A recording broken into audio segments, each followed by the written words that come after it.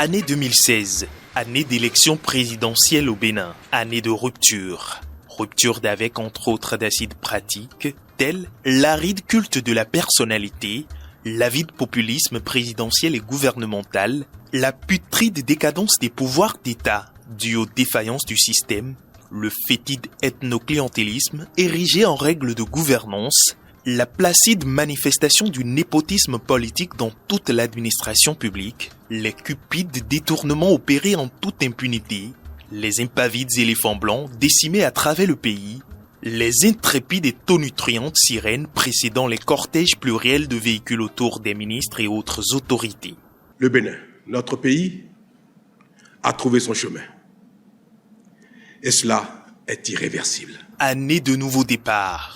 Départ pour des réformes institutionnelles, constitutionnelles et structurelles, avec un nouveau type de citoyen plus engagé, un genre de citoyen reconnu pour ses talents, compétences, performances et résilience par le chef de l'État, le président Patrice Athanase Guillaume Talon, qui en fait un élégant portrait.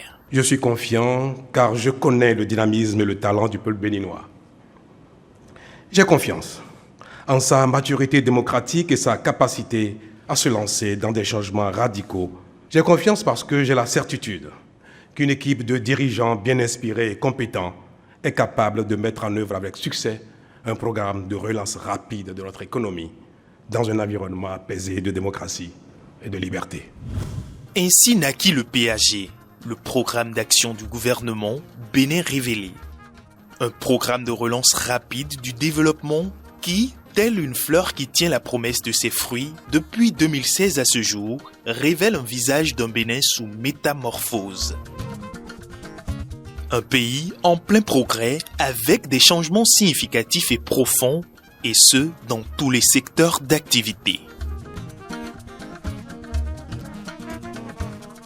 Un Bénin moderne offrant plus d'opportunités à chaque Béninois se façonne et fascine désormais le monde dans sa marche inéluctable vers le développement. Des réformes salvatrices aux travaux d'envergure, en passant par la digitalisation à tous les niveaux, le programme d'action du gouvernement porte sous ses marques les traces d'une immensité d'ouvrages concourant dans leur ensemble à l'amélioration socio-économique et au bien-être de toute la population des 4 coins du territoire national.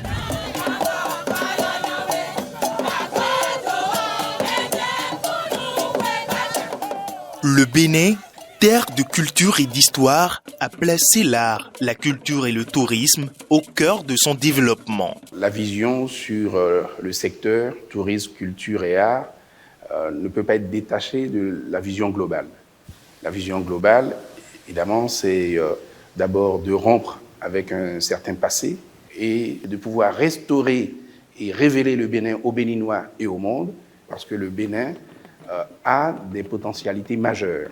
Et la réponse budgétaire à cette ambition du Bénin, c'est 1250 milliards de francs CFA qui sont consacrés au secteur tourisme, culture et art sur la décennie.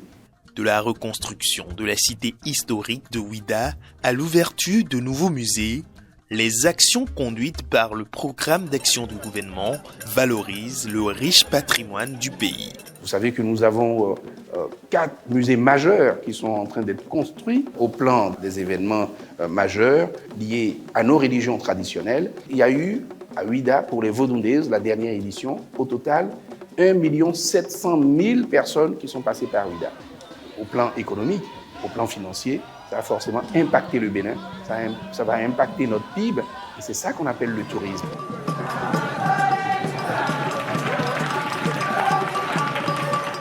Le Festival des Bals de Porto-Novo, par exemple, a cette vocation de s'inscrire sur la carte touristique du Bénin pour que nous puissions valoriser ce pan important de notre patrimoine immatériel, notre patrimoine culturel, que constituent les masques. Cet événement qui se tient juste au lendemain de la fête nationale, la première édition à Porto-Novo a permis de drainer également un public important et tous les masques présents sur le territoire béninois, les aires culturelles étaient représentés dans le but de générer des ressources.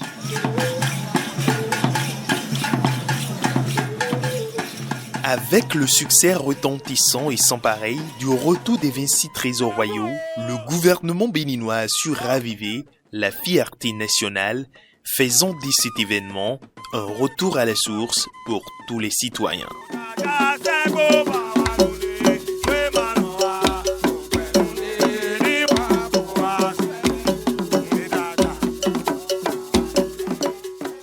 Il y a eu, immédiatement après le retour de ces 26 biens culturels, l'exposition diptyque.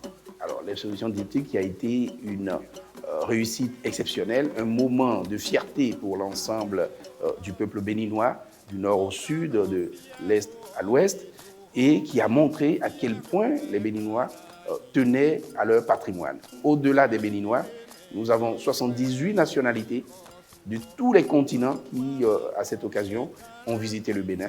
Après ce moment de l'exposition diptyque, nous sommes passés à l'itinérance pour projeter un peu cette révélation du Bénin à travers le monde. Cette dynamique artistique et culturelle fait rayonner le Bénin bien au-delà des frontières. Pour la première fois, le Bénin a eu un pavillon propre à la Biennale de Venise qui est l'un des plus grands événements mondiaux en matière d'art contemporain. Et ça a permis justement de présenter les facettes qui sont celles du Bénin en matière d'art contemporain. Le Bénin était représenté par 4 artistes, 2 femmes et 2 hommes, et également des artistes de la diaspora et ceux qui sont installés au Bénin étaient représentés. Il y avait des artistes émergents, mais également des artistes majeurs. Et le Bénin a été classé par le magazine des Beaux-Arts comme l'un des 7 plus beaux pavillons présents à la Biennale.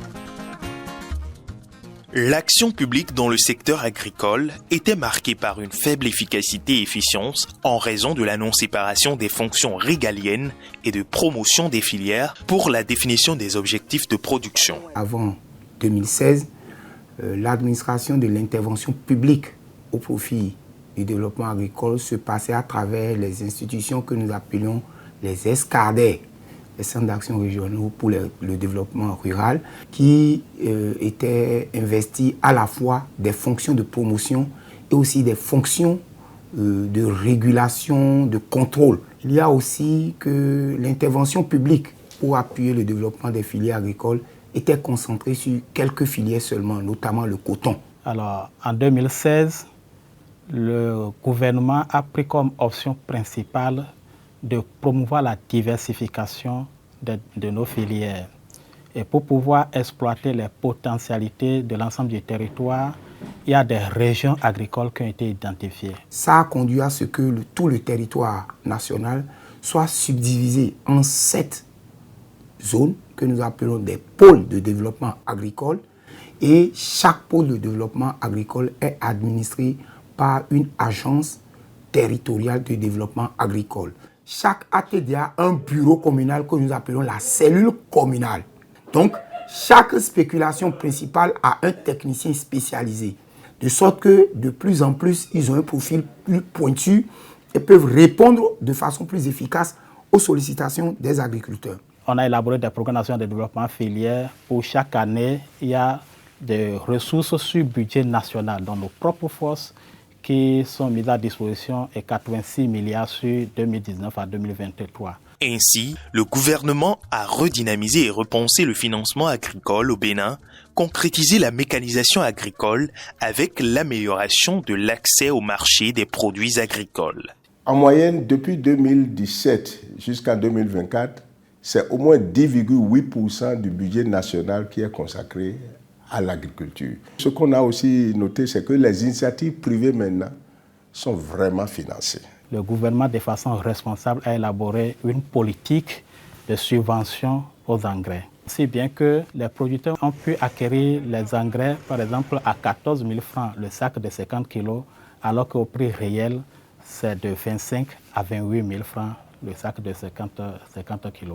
Au-delà de cet accompagnement important pour les engrais, les accompagnements pour avoir des semences de qualité qui permettent d'augmenter les rendements ont été également l'objet du financement du gouvernement. Pour la campagne que nous sommes en train de dérouler, par exemple, c'est environ 6 milliards qui sont mis pour financer l'accès aux semences de qualité.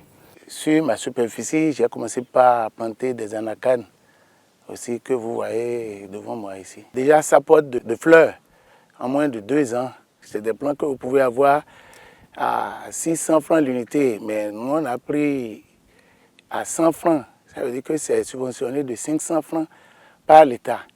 Donc en réalité, c'est une bonne chose, c'est très bon.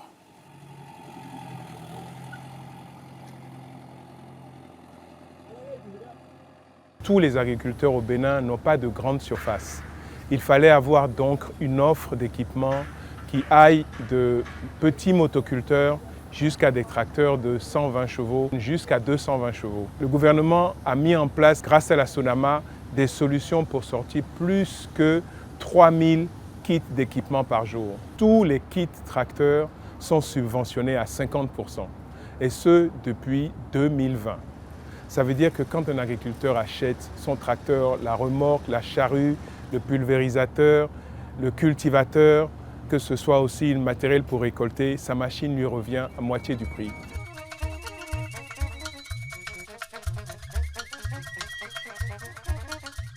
Les investissements, ce n'est pas que ça, c'est aussi la possibilité pour les agriculteurs, grâce au FNDA, d'aller de l'avant en allant faire des prêts. C'est aussi les centres d'appui technique, les hommes sur le terrain, les mécaniciens formés, les tractoristes formés.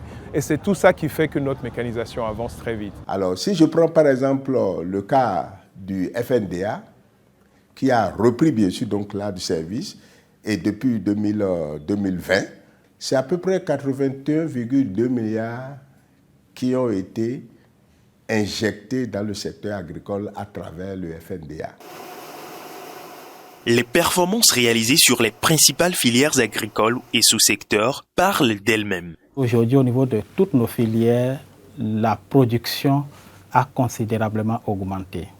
Donc, si je prends la filière anacade, nous avons multiplié par 2,5 la production d'avant 2016, donc qui en 2016 était de 82 300 tonnes. Nous sommes passés à 204 000 tonnes en 2023. Si je prends la filière ananas, c'est également au moins 2 fois que nous avons multiplié la production, qui est passée de 244 000 tonnes à 477 500 tonnes en 2023. Si je prends la filière maïs, donc la base principale de notre alimentation, les performances ne sont pas négligeables à ce niveau également. Nous sommes passés d'une production de moins de 1 300 000 tonnes en 2015-2016 à plus de 2 millions de tonnes en 2023. Si je prends le riz de 204 000 tonnes en 2015-2016, nous avons atteint en 2022 525 000 tonnes. Le coton également, nous n'avons pas baissé les bras. Et les performances ont été également remarquables à ce niveau parce qu'en 2015-2016, on était à une production de 269 000 tonnes. En 2021, déjà, on a atteint un pic de 766 000 tonnes. Et sur la période de 2016 à 2023, c'est une production moyenne annuelle de 641 000 tonnes. Cela fait que depuis 2019, le Bénin est le premier pays africain producteur de coton. Et cette reconnaissance-là a fait qu'en octobre passé, président le 7 octobre, il y a eu au Bénin ici la 6e édition de la Journée mondiale de coton, où tout le monde a apprécié les efforts que fait le Bénin.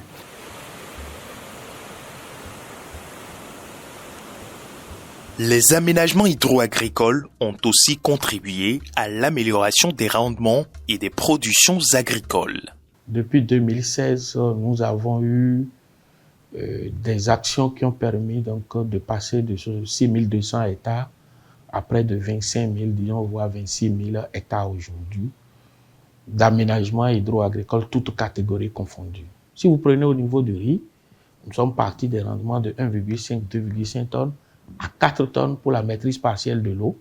Et puis pour donc la maîtrise totale de l'eau, nous sommes passés de 4 tonnes à l'hectare pour aller jusqu'à 8 tonnes à l'hectare à des endroits. Il y a des producteurs aujourd'hui à Malanville qui maintiennent ce score de 8 tonnes à l'hectare. En moyenne, ça fait à peu près 6 tonnes de riz paddy à l'hectare. C'est des exploits. Et c'est ça qui fait que nous constatons un peu que la production est excédentaire. Avec les performances en matière d'élevage et de pêche, le gouvernement s'aligne considérablement sur sa volonté d'assurer l'autonomie alimentaire à toute la population béninoise. Le sous-secteur de l'élevage bénéficiait déjà de 2 projets phares, notamment le projet de développement des filières lait, viande et œufs de table, mais également le projet de sédentarisation des troupeaux de ruminants. Ces réformes, notamment au niveau de la gestion de la mobilité, ont commencé par porter leurs fruits. Vous avez la disponibilité des ressources fourragères locales. Vous avez également la réduction drastique des conflits entre agriculteurs et éleveurs. Aujourd'hui également, nous disposons des produits frais de qualité. Nous avions réduit notre dépendance des importations. De 20, nous sommes passés à près de 50%.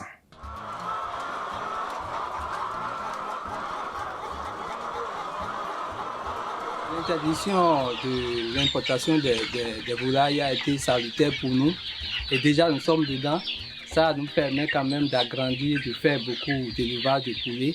Sur place, c'est ce que vous voyez déjà. Nous avons déjà des coquelicots qui évoluent. Ça facilite aussi les ventes sur le marché.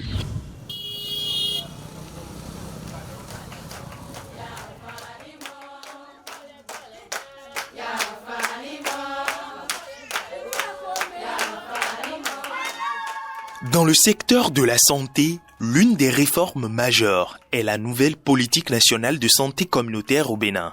L'enfant est à 13, à 130 plutôt. C'est un enfant qui se porte bien. Instaurée en 2020, elle assure les soins et services de santé communautaire intégrés préventifs, promotionnels et curatifs aux ménages en République du Bénin. La nouvelle politique, elle est très innovante parce que comporte 3 aspects essentiels qui n'étaient pas suffisamment pris en compte par les politiques antérieures. Le premier aspect est la co-construction. C'est une politique qui implique réellement la communauté. Le deuxième aspect qui est original au niveau de cette politique de santé communautaire, on a 2 acteurs essentiels, les relais communautaires et les agents de santé communautaire qualifiés qui sont recrutés et exclusivement dédiés à cette politique dans la communauté. Vous prenez la commune de Banikwara, tous les ménages sont quadrillés. Nous avons 405 relais communautaires et chaque relais communautaire a environ entre 150 et 200 ménages qui le suivent, donc de façon hebdomadaire. Parlant des ASCQ, nous en disposons 10 à raison de 1 par arrondissement. Quand on va dans une ménage où il y a une femme enceinte, on la sensibilise sur le bien fondé d'aller à la consultation prénatale. Lorsqu'une femme va à la consultation, elle a un carnet. Je me sers de ces carnets-là pour voir qu'effectivement, elle a été. Et j'essaie de voir en même temps le rendez-vous prochain pour que, si elle oublie, je puisse la rappeler. Et ce qui est très important est que cette politique est basée sur une approche une seule santé. Et donc, tous les aspects qui concernent le volet agriculture, la santé environnementale, la santé animale et la santé humaine, tous ces volets sont pris en compte. Le troisième aspect qui est pris en compte par cette politique et qui est très original est sa digitalisation.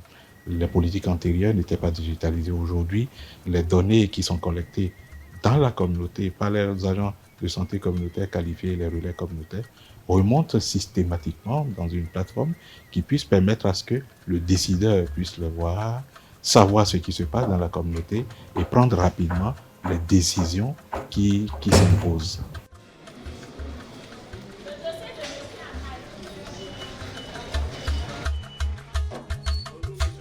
Aujourd'hui, au Bénin, la chirurgie cardiaque n'est plus un rêve, mais une réalité. Opérer un Béninois à l'extérieur, le coût qu'on y consacre peut permettre d'opérer 2 ou 3 localement. Donc, dans cette perspective-là, le gouvernement béninois a décidé de prendre en charge tous les Béninois adultes qui ont un besoin de chirurgie cardiaque. Ceci de façon gratuite. Et donc, depuis 2021, tout Béninois, où qu'il soit, qui a une maladie du cœur et qui nécessite une chirurgie, est identifié par nous, évalué par nous et pris en charge sans aucun franc.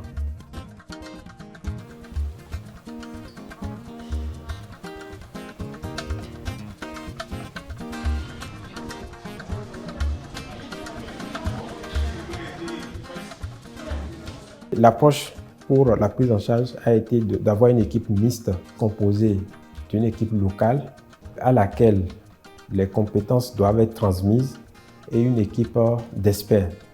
Donc de mars 2021 à ce jour, 133 personnes ont été opérées à travers 15 missions. Et à travers ces 15 missions, une équipe de Béninois composée de chirurgiens cardiaques, de cardiologues, d'infirmiers, d'anesthésistes, d'aides-soignants, d'agents d'entretien, en tout cas tous les acteurs, ces équipes-là sont formées progressivement. On inspire, on maintient, on garde, on maintient, on descend. Ce n'est pas amusement d'opérer un corps humain et à faire l'opération et rendre vivant comme ça, vraiment. Surtout le cœur, je me sens bien aujourd'hui. Et avec le support là, vraiment, je ne sais quoi dire. Les médecins, merci au gouvernement. Il nous a fait ça là, gratuitement pour l'opération. Nous, les villageois qui n'ont pas la possibilité pour payer le prix de l'opération. Dans le cadre du renforcement du service d'aide médicale d'urgence et de l'optimisation du système de santé au Bénin, le gouvernement a procédé à l'acquisition de 188 ambulances équipées, assurant des transferts rapides et efficaces des patients vers des hôpitaux de référence. Cet effort historique s'accompagne de la construction de nouveaux hôpitaux et infrastructures sanitaires à l'échelle nationale, notamment dans les communes de Save et de Tchaourou, marquant une avancée majeure dans l'amélioration de l'accès aux soins. Je pense qu'aujourd'hui, la réalisation en matière de la santé publique, et nous ne pouvons que faire des oufs de soulagement dans la commune de Tchaourou, précisément dans l'arrondissement de Bétérou. Le président de la République, Son Excellence Patrice Talon, a beaucoup fait pour notre pays et en particulier pour la commune de Savé. Parce que les réalisations sont là, elles sont concrètes, elles crèvent l'œil. Et ma foi, tout cela, c'est pour le bonheur de notre peuple.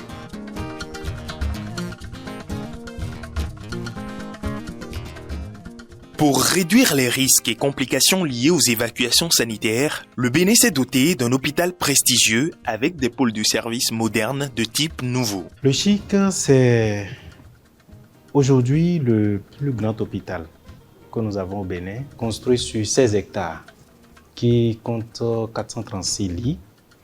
On y trouve 18 spécialités et sur les 18 spécialités, on les a réparties en 9 pôles. Donc c'est cet hôpital qui est construit dans le but de réduire les évacuations sanitaires, principalement, d'étoffer le plateau technique, je vais dire le plateau d'offres de soins et de services de santé, et qui vise en troisième lieu à réduire les inégalités, les inéquités en termes d'accessibilité aux soins de santé de haute spécialité.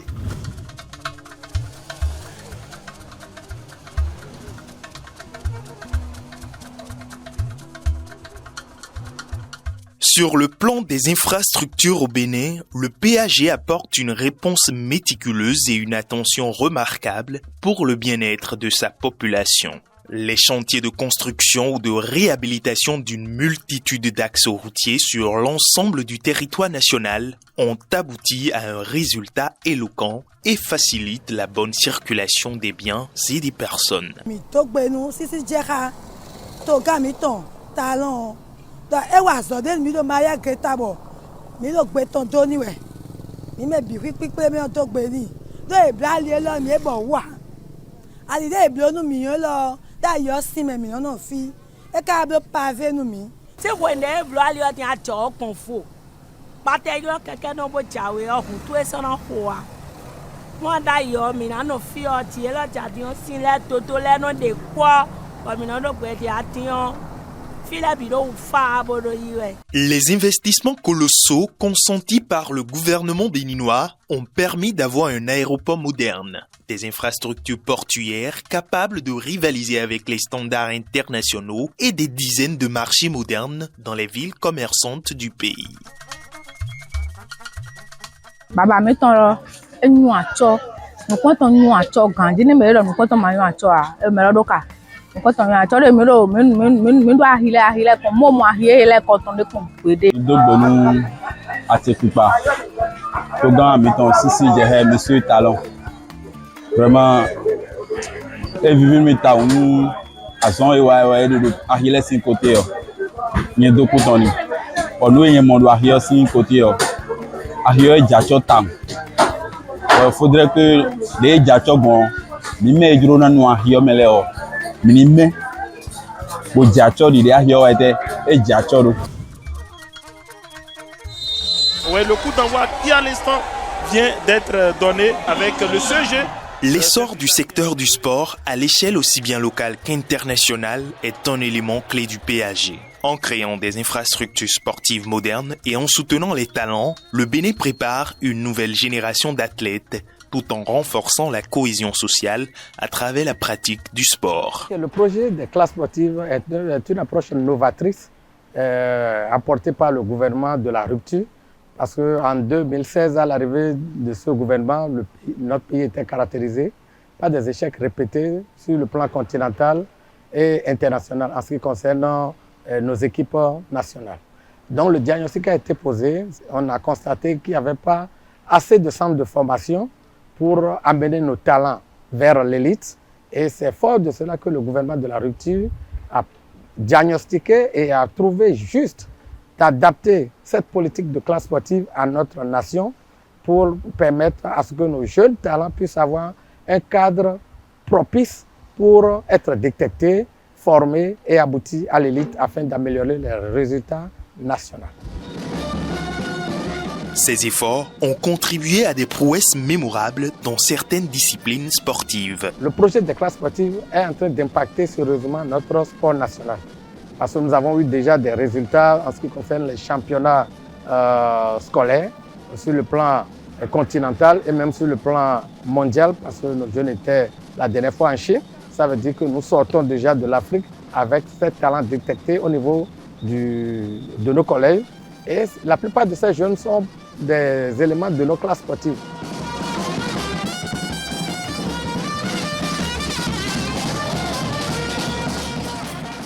Premier match, on a fait 1-0 contre la Côte d'Ivoire. Le second match, on a fait 4-0 contre le Togo. Le troisième match, 7-0 contre le Niger. La finale, on a fait 1-1. Et on a joué les tirs au but contre le Burkina Faso. On a fait 3-2. Le sport, la santé, le sport, la santé. En dehors des classes sportives, le gouvernement développe, à travers le ministère des Sports et le ministère de l'Enseignement maternel et primaire, le projet Synergie basé sur les plus petits. J'ai fait le saut, la course, le lancer de balle. Je suis content d'être venu ici. C'est un projet novateur, reproductif, fondé sur le développement psychomoteur, social et affectif des élèves, des enfants de 0 à 10 ans.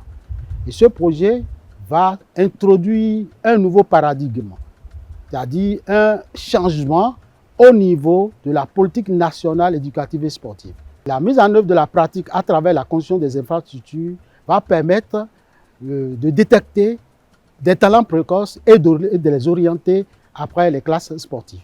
Nous sommes passés à au moins 2 classes sportives par commune. Au départ, c'était une classe, mais nous sommes déjà à la phase d'extension. D'ici quelques années, nous allons constater un véritable changement au niveau d'abord du nombre de pratiquants et au niveau de la qualité des jeunes talents que nous aurons.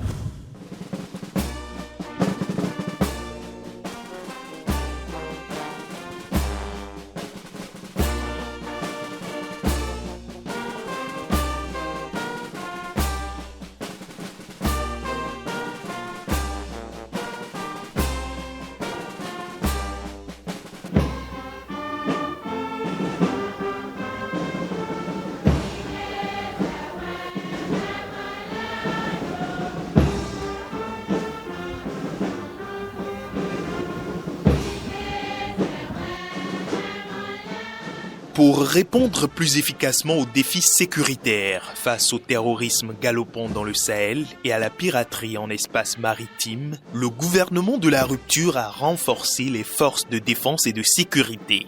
Des recrutements massifs, l'acquisition d'équipements de pointe, le renforcement des capacités des forces armées et des réformes pertinentes ont rythmé l'action gouvernementale. Le gouvernement prenait la mesure de ces situations, de ces défis sécuritaires, a décidé de dimensionner les effectifs militaires pour permettre aux forces de défense de faire face efficacement à ces défis. Donc c'est vous dire que les recrutements successifs enregistrés ces dernières années participent en fait de la volonté du gouvernement de mettre les armées béninoises en capacité de faire face aux défis du moment. Le gouvernement béninois a doté la marine nationale de nouveaux vecteurs de gamme variés. Nous pouvons entre autres citer un patrouilleur de haute mer et plusieurs autres vedettes rapides adaptées à nos besoins et à nos spécificités. Ces différents moyens permettent à la marine nationale de contrôler toute sa zone économique exclusive et d'être plus présent en mer et de faire des projections en profondeur en vue de répondre à toute éventualité. S'agissant de la flotte existante, le gouvernement a entrepris le carénage à Lagos pour remettre à neuf tous les patrouilleurs de la marine nationale. Et enfin, le gouvernement a mis en place un système de détection et d'observation sophistiqué, électronique, performant, qui couvre toute notre façade maritime d'est en est et en profondeur, qui nous permet de détecter tout acte illicite dans nos eaux. Né d'une volonté transversale en 2018, ce système ultramoderne de surveillance est opérationnel depuis 2020 sous la coordination de la préfecture maritime du Bénin en charge de l'action de l'État en mer. En sécurisant en temps réel la façade maritime et le transport maritime, le Bénin crée un environnement plus sûr pour les usagers de ses frontières côtières. Grâce à cette avancée, aucune attaque de navire n'a été enregistrée dans les eaux territoriales béninoises depuis lors, renforçant ainsi la confiance des investisseurs étrangers et positionnant le pays comme un hub maritime sécurisé en Afrique de l'Ouest. Nous sommes un pays côtier, donc il y a beaucoup d'opportunités par la mer. Et donc c'est l'une des priorités du gouvernement de sécuriser nos espaces maritimes, de protéger les usagers de la mer et donc d'offrir cet environnement sécurisé pour permettre d'attirer les compagnies maritimes. Par le passé, nous avons eu des bribes d'équipement, mais aujourd'hui, le gouvernement s'est résolument tourné vers l'acquisition d'équipements qui lui permettent de régler ces problèmes de sécurité en bonne et conscience à partir de nos besoins. Et nous avons identifié nous-mêmes les équipements qu'il nous faut pour pouvoir atteindre les objectifs fixés par le gouvernement en matière de sécurité maritime.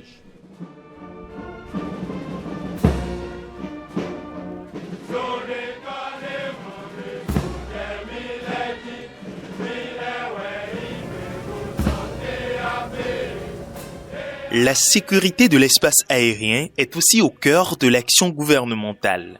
Le gouvernement actuel a littéralement transformé l'armée de l'air d'une situation de 0 aéronef en état de navigabilité il y a quelques années. Aujourd'hui, nous avons un parc aéronef de plus de 20 aéronefs. Et là, je ne compte pas les drones qui font aussi partie des matériels majeurs de l'armée de l'air.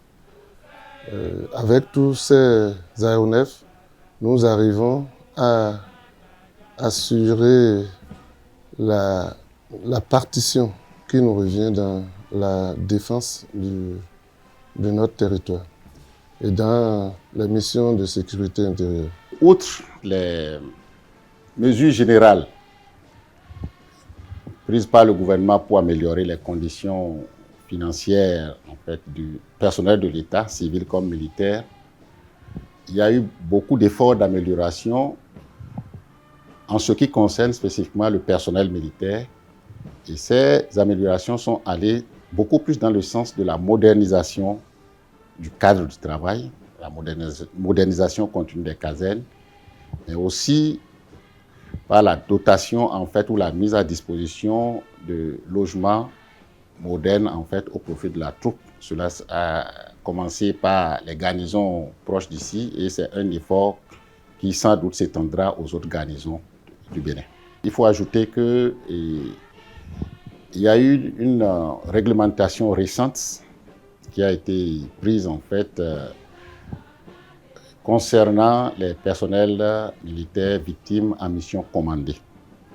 Donc cette réglementation permet aujourd'hui en fait d'assurer un soutien sanitaire complet aux militaires en opération, mais aussi d'indemniser de façon substantielle en fait les personnels qui sont tombés sur le champ de l'honneur et permettre en fait à leurs ayants cause en fait d'être suffisamment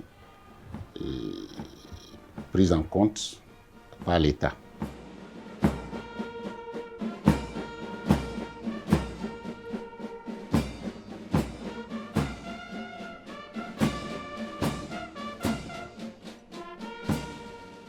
Avec l'avènement du régime de la rupture, il est à noter une baisse de taux d'insécurité et de cybercriminalité. Grâce au renforcement du dispositif sécuritaire et des réformes au sein de la police républicaine, la quiétude et la sécurité des biens et des personnes sont de plus en plus renforcées. Avant, quand les civils voient les tenues treillis, ils fuient. Mais aujourd'hui, pour travailler, ils sont la main dans la main. Entre-temps, il y a des voleurs qui sont rentrés dans ma maison pour voler. En même temps, quand j'ai pris mon portable, je les ai appelés. Vraiment, ils sont au top. Et ils font des patrouilles chaque nuit. C'est à cause de cela que dans notre quartier, maintenant, on est un peu en l'aise, on dort tranquillement, on sort la nuit. Bon, il n'y a pas de problème. Partout où on est, il n'y a pas la sécurité, on ne peut rien faire. C'est vraiment très très bien ce qui se passe aujourd'hui. Nous remercions vraiment la police pour tout ce qu'elle fait pour nous.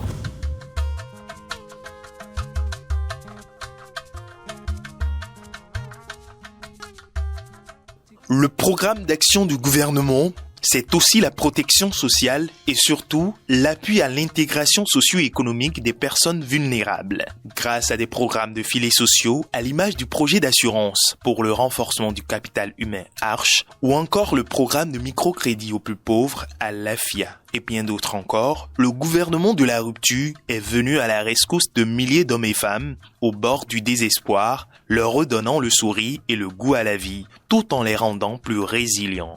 À l'hôpital, si c'est soin ou bien c'est quelque chose, on nous donne ça simplement. Si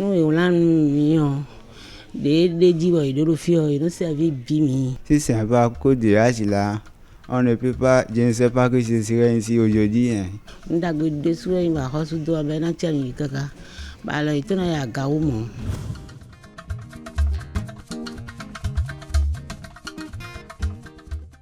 Sur le plan de la diplomatie, le Bénin a solidifié et dynamisé ses rapports avec les pays de la sous-région et entretient des coopérations bilatérales et multilatérales avec plusieurs pays du monde pour favoriser les investissements fructueux et des appuis techniques dans divers secteurs de développement. Quand on parle de pays bien gérés, de pays où il y a une bonne gouvernance aujourd'hui, de pays qui tiennent compte de l'amélioration des conditions de vie de leur population aujourd'hui, si on doit citer 3 pays en Afrique, on citera le Bénin. Et nous devons être fiers de cela.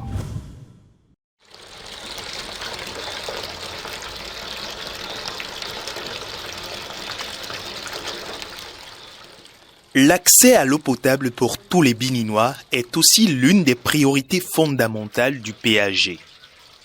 Grâce à de nombreux programmes, le Bénin est passé en milieu rural d'un taux de couverture de 42% à 69% à la fin de l'année 2020.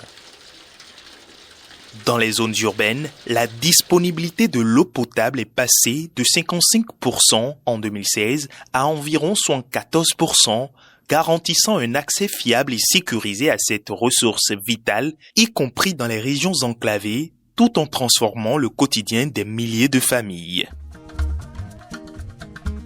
Aujourd'hui, 7 Béninois sur 10 bénéficient d'une eau de qualité. Depuis 2016, on a senti vraiment un changement au niveau de l'eau.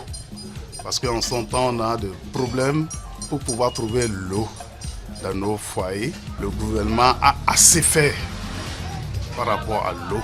Depuis 1 an, 2 ans maintenant qu'on nous a fait un château, nous sommes gâtés.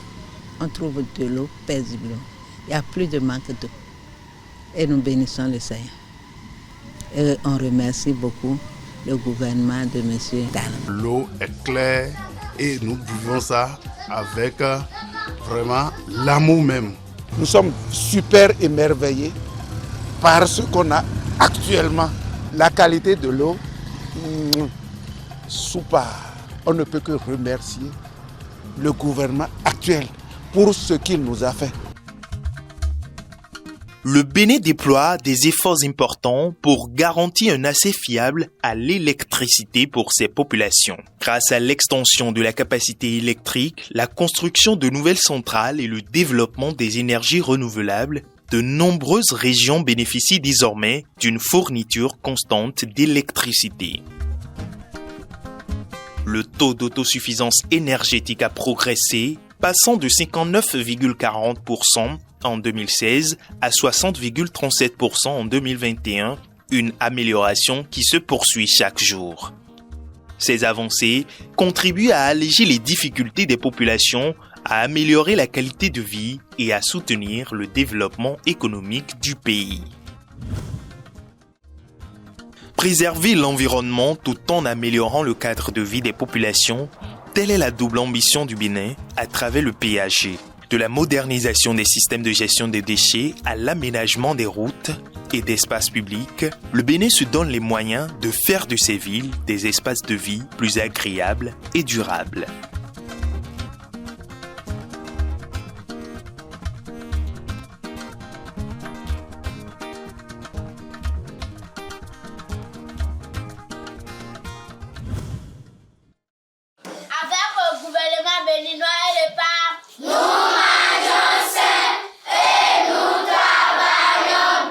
Un peuple qui veut se développer doit pouvoir assurer l'éducation de ses enfants. Pour ce faire, dans la mise en œuvre du PAG, des réformes structurantes ont permis la rénovation des infrastructures scolaires, la réorganisation de l'enseignement technique et professionnel par exemple, et la mise en place de programmes innovants comme celui de l'alimentation scolaire dans les écoles primaires publiques. Mon plat préféré, c'est la pâte accompagnée de la sauce graine plus crin-crin, parce que ça contient beaucoup de vitamines. Depuis son lancement en 2017, le programme des cantines scolaires au Bénin s'est renforcé sans interruption, jouant un rôle clé dans la lutte contre la malnutrition et la scolarisation. En 2016, avec un budget d'1 milliard de francs CFA, seules 1131 écoles primaires publiques étaient couvertes, offrant un repas à 250 000 élèves pendant 20 jours sur 180. En 2024, l'investissement atteint 32,5 milliards de francs CFA, permettant à 1,3 million d'élèves de bénéficier d'un repas chaud et équilibré chaque jour de classe pendant les 180 jours de l'année scolaire. Avec un taux de couverture des écoles porté à 80%, ce programme améliore significativement les conditions d'apprentissage et la rétention scolaire à l'échelle nationale. J'aime manger à tassi avec sauce et poisson parce qu'ils donnent de vitamines. Quand tu vois donc les enfants, une fois manger, prendre leur cahier et s'asseoir à l'ombre pour étudier, pour se mettre en condition avant donc le démarrage du cours du soir, moi ça me fait donc de la joie. Même invité pour venir pour vous.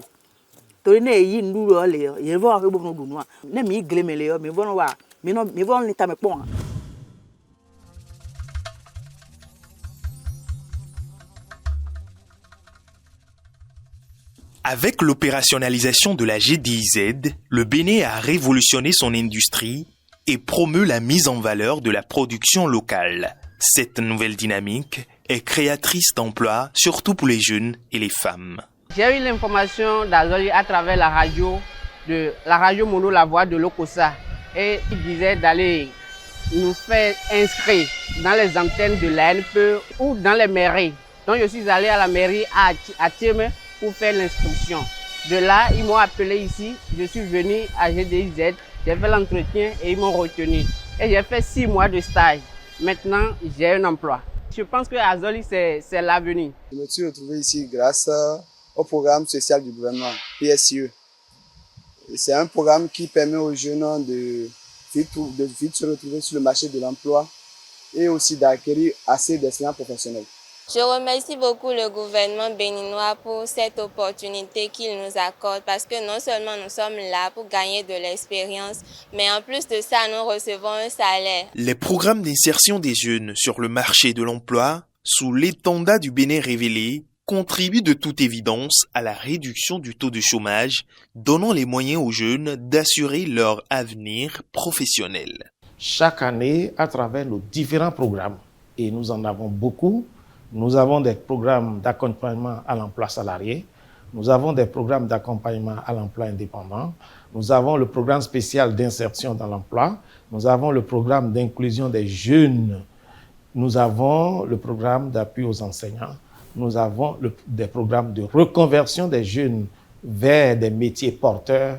L'ensemble de tous ces programmes, y compris les différents salons que nous organisons, nous permettent de toucher en moyenne au moins 100 000 jeunes par an pour les aider et les accompagner dans leur insertion professionnelle. On rentre dans une entreprise, on n'en sort plus.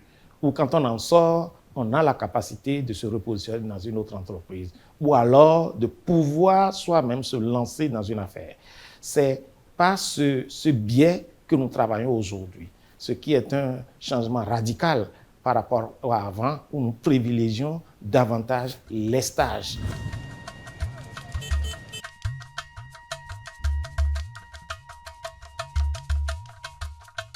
Pour moderniser l'administration publique afin d'optimiser l'accès à un large éventail de services pour les citoyens, le gouvernement a concrétisé la dématérialisation des services publics à travers la généralisation des e-services.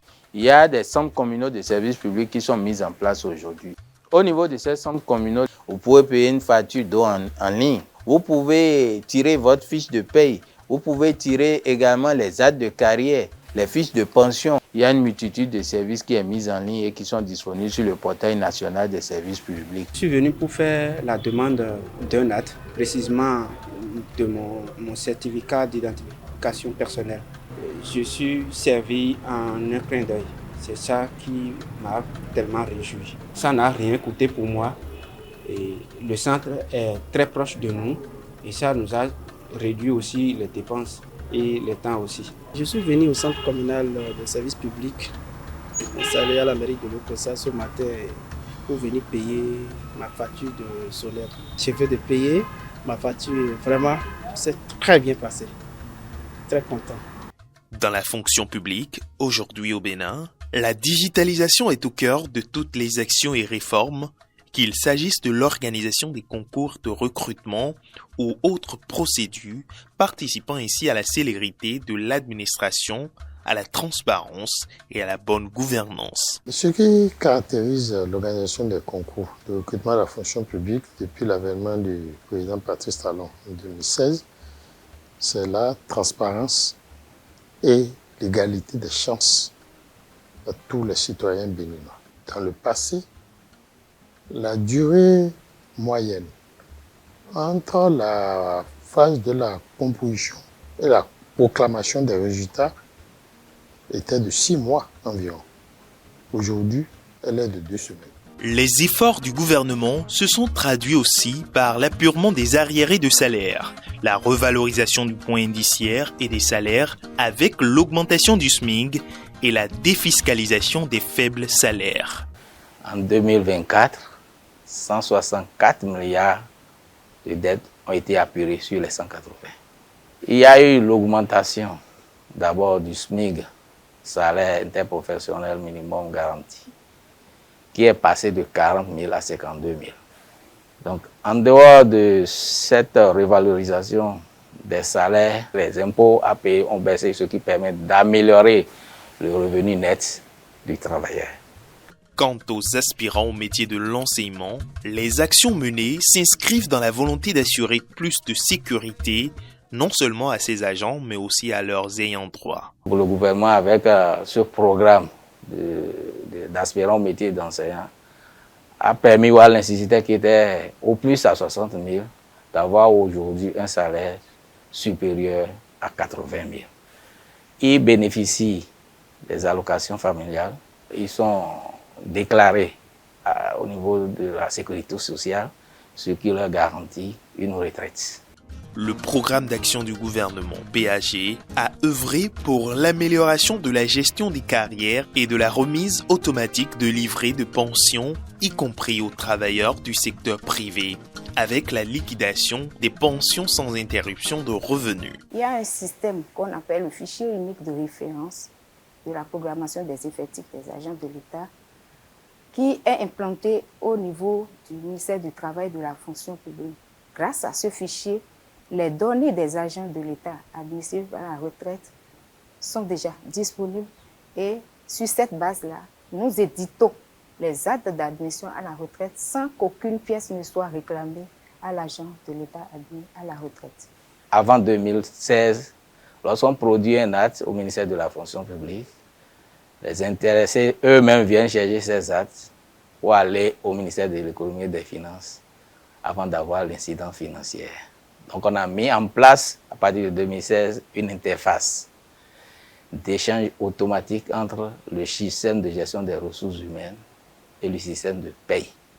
Grâce à cette réforme, l'agent de l'État admis à la retraite ne produira plus de pièces avant d'entrer en possession de ses actes d'admission à la retraite et la pension est liquidée le premier jour du mois qui suit la date de départ à la retraite de l'agent de l'État. Aujourd'hui, la liquidation automatique, c'est-à-dire le service de la première pension, le mois suivant le mois de la retraite, est devenu également une réalité au niveau de la Caisse nationale de sécurité sociale. J'étais admise à la retraite depuis le 1er octobre 2023 et arrivé ici aujourd'hui, j'étais très contente d'avoir le livret de pension parce que ce n'était pas ce qui se faisait. Avant, ça datait avant que vous n'ayez ce livret.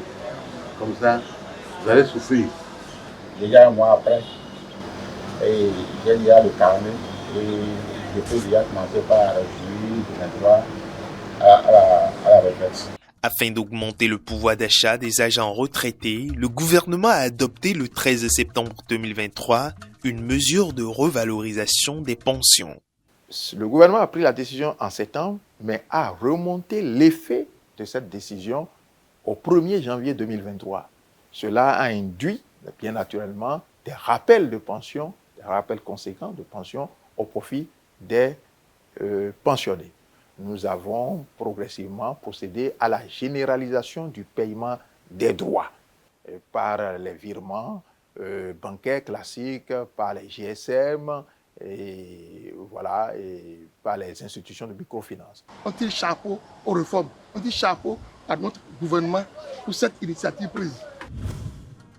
Le chemin parcouru est immense. Grâce aux réformes et aux investissements du PAG de 2016 à nos jours, le Bénin s'est indubitablement métamorphosé et continue à se révéler au monde. Chaque secteur d'activité contribue à faire du pays une nation plus résiliente et compétitive, soucieuse du bien-être et de l'amélioration des conditions de vie de ses populations. Nos succès sont incontestables dans tous les domaines. Cotonou vient d'être classée première ville la plus propre de l'Afrique de l'Ouest et 6e de toute l'Afrique. Le Bénin vient d'être classé par les organismes spécialisés parmi les 25 destinations touristiques les plus prisées au monde pour l'année 2025.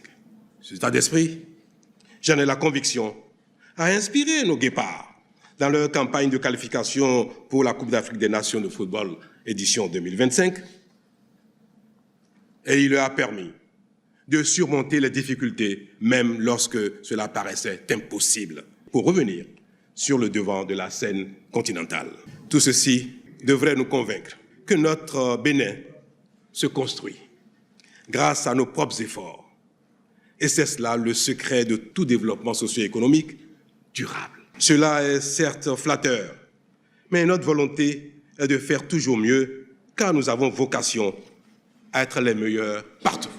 Pour que les politiques futures s'inscrivent dans une vision partagée, en phase avec les nouvelles aspirations de tout le peuple, pour plus de rigueur et une continuité de l'action publique, le gouvernement béninois a décidé d'engager une nouvelle vision à l'horizon 2060. La vision actuelle, Bénin à l'AFIA 2025, vient à échéance l'année prochaine, en 2025.